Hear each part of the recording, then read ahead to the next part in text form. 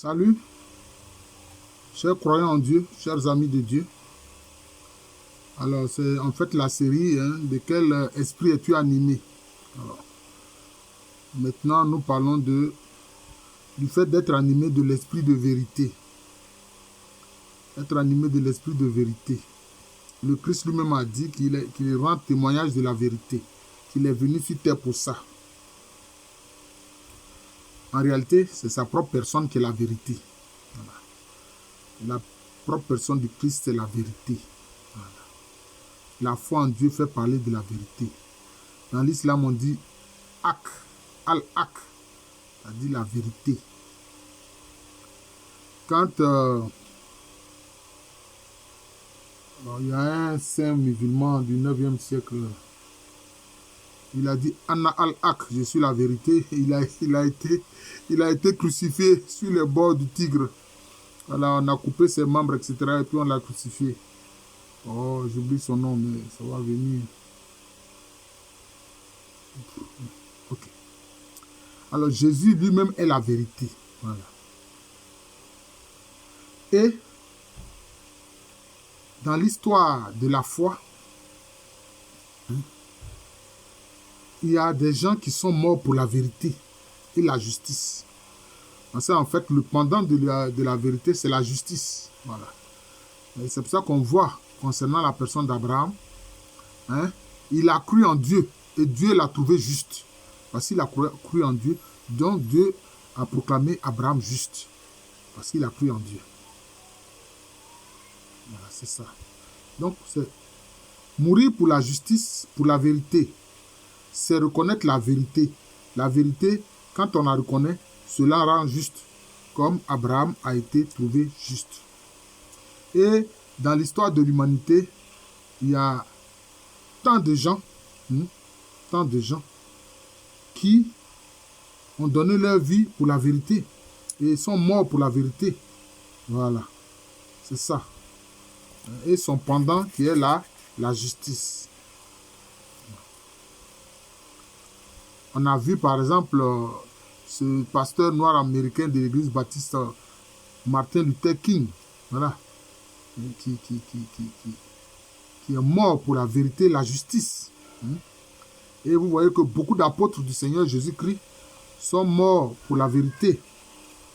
Voilà. C'est cela. Tous ceux qui luttent pour la dignité humaine luttent pour la vérité. Voilà, c'est cela. Parce qu'on ne peut pas se permettre de piétiner la dignité humaine comme certains le font. Avec l'esclavage, la traite négrière, etc. Rendre quelqu'un esclave, c'est piétiner sa dignité humaine. Et aujourd'hui, il y a beaucoup d'hommes qui sont réduits à l'esclavage dans le domaine du travail. Voilà, dans le domaine du travail. Voilà, donc c'est cela. On a vu l'apôtre Pierre et l'apôtre Jean. Voilà, ce grand musulman appelle Al-Alaj. Son nom c'est Al-Alaj. C'est celui qui a dit Anna Al-Haq. Parce qu'il se sentait tellement uni à Allah. Il a dit, entre moi et mon Seigneur, c'est du clin d'œil au clin d'œil. Et pour ça, il a été crucifié sur le bord du fleuve Tigre, en Irak actuel. Alors, l'apôtre Pierre et l'apôtre Jean ont été contents d'être flagellés pour la vérité, c'est-à-dire pour la personne de Jésus-Christ. Voilà, en rendant témoignage de Jésus-Christ. Ils ont été flagellés notamment sur ordre du Sanhédrin. D'ailleurs, à ce propos, puis quand ils les ont flagellés, ils leur ont dit de ne plus parler de Jésus. Alors, qu'est-ce que Pierre a dit? Il dit, faut-il obéir à Dieu ou faut-il obéir aux hommes? Et puis Pierre a dit, nous, on obéit à Dieu. Voilà, nous, on obéit à Dieu. Donc, on va continuer de rendre témoignage de Jésus-Christ, qui est la parole éternelle de Dieu incarnée, qui est la vérité. Alors, celui qui n'a pas la grâce d'être prêt à mourir pour la foi n'a pas atteint le sommet de la foi. Je répète, celui qui n'a pas la grâce d'être prêt à mourir pour la foi n'a pas atteint le sommet de la foi. Le sommet de la foi, en fait, c'est la foi du martyr. Parce que les martyrs, eux, ils ont témoigné de leur foi jusqu'à la mort. C'est ça. C'est ça. Et justement, ce témoignage, je peux dire pour la foi, hein, la foi du martyr, on le voit dans l'Ancien Testament comme dans les évangiles. Dans l'Ancien Testament, on a vu dans le livre de Daniel, Daniel et ses compagnons, qui ont témoigné de leur Dieu, Yahvé. Le roi Nabucodonosor les a mis dans le feu. Mais ils ont survécu. Shadrach, Meshach et Abednego. Voilà. Il y a aussi notamment le cas du livre des martyrs d'Israël, avec les 7 frères dont la mère les a exhortés à rester fidèles au Dieu d'Israël, le véritable Dieu. Et on a vu aussi ce vieillard Eliezer, qui a témoigné de sa foi, du Dieu d'Israël. Et tous ceux-là ont été martyrisés. Vous voyez, c'est cela. Et on en parle dans le livre des martyrs d'Israël. Voilà. Et puis, beaucoup des apôtres de Jésus-Christ ont témoigné de lui jusqu'à la mort. C'est le cas de Pierre. À la place Saint-Pierre, Paul a été décapité. Il a rendu témoignage de la vérité, il a été décapité. Lui, il a été décapité parce qu'en même temps, il était citoyen romain. Voilà. Il était juif, mais il avait la citoyenneté romaine. Voilà. Et puis, on a vu André. Lui aussi, on l'a crucifié sur une croix en X. Pierre, lui, on l'a crucifié sur une croix, mais ne se trouvant pas digne d'être dans la même position que son Seigneur Jésus-Christ, lui, on a mis sa tête en bas.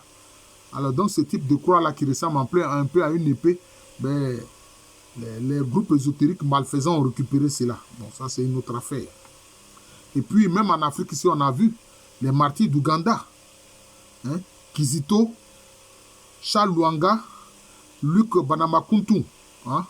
Voilà. Qui ont témoigné du Seigneur Jésus-Christ, des Africains qui ont témoigné du Seigneur Jésus-Christ. Jusqu'à la mort. Et ce témoignage, c'est quoi? C'est reconnaître que Jésus-Christ, c'est la parole éternelle de Dieu qui s'est incarnée, donc qui a pris un corps humain. D'ailleurs, comment les gens pouvaient imaginer que la parole éternelle de Dieu, qui est Dieu, peut s'incarner et être ce jeune homme-là qui les regarde. Et ça, ils avaient du mal à comprendre. C'est pour ça que les pharisiens disaient, mais toi, tu n'as même pas 50 ans. Et puis tu dis que Abraham a vu ton jour et s'est réjoui. Pour eux, c'était du blasphème. Oh, qu'est-ce que Jésus a dit? Il dit, avant qu'Abraham fût, moi je suis. Alors, quelquefois, quand je vois des vidéos où les gens disent que Jésus n'a jamais dit qu'il est Dieu, c'est une ignorance. Le nom je suis, c'est un nom de Dieu. C'est sous ce nom-là que Dieu s'est présenté à Moïse dans le buisson ardent. Il dit, va dire aux enfants d'Israël que je suis. T'envoie. C'est comme ça. Et c'est ce que Jésus a dit. Il dit, avant qu'Abraham fût, moi je suis. Ayez. Je suis, c'est-à-dire je suis l'être éternel, qui est de toute existence. C'est ça. Donc, témoigner de la vérité, c'est témoigner du Christ, de ce que il est le sauveur de l'humanité, il est le rédempteur de l'humanité, et puis il est le Seigneur, la parole éternelle de Dieu incarnée. C'est lui qui est la parole de Dieu. Alors, quelquefois, les gens ont du mal à comprendre la doctrine de la Sainte Trinité. En fait, il y a une vérité simple. C'est une vérité simple. Chaque fois que je le dis, c'est une vérité simple.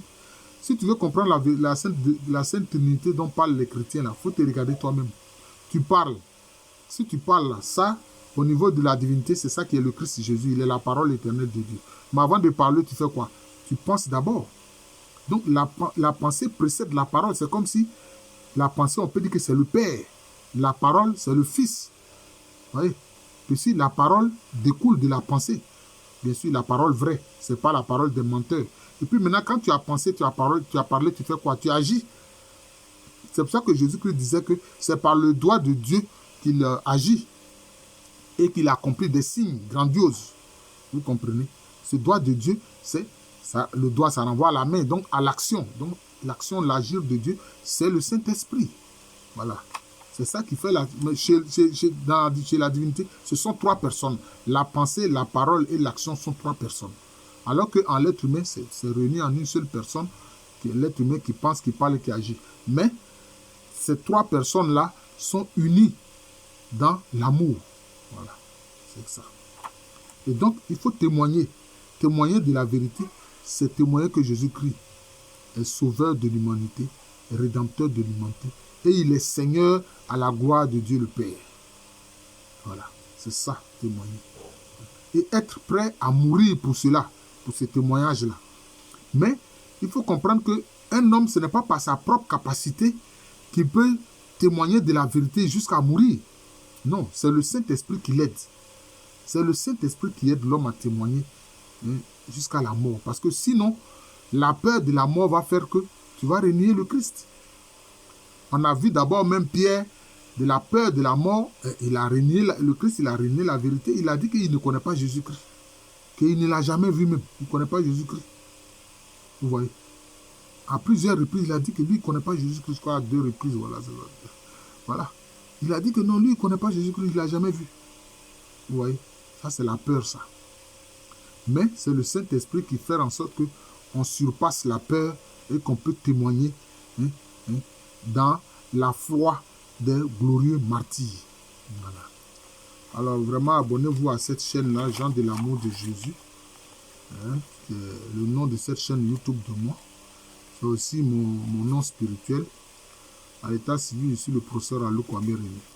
Voilà. Et partagez ces enseignements-là. Je crois que maintenant, mes abonnés sont au nombre de 1060 abonnés.